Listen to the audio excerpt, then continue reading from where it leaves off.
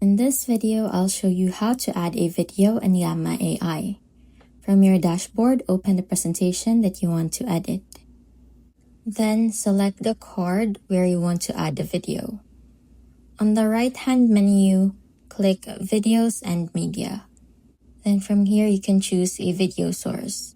Just a quick note that you can't upload videos directly to Gamma, but instead you can embed videos from platforms like YouTube, Vimeo, TikTok, Spotify, or Wistia.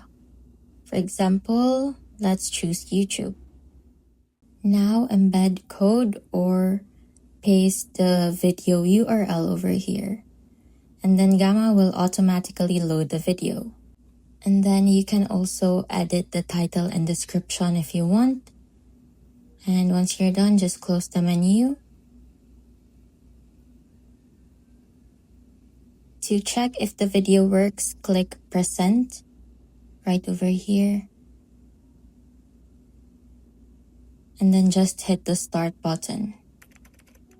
And as you can see, the video is playable.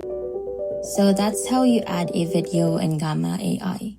Thanks for watching, and I hope this video was helpful.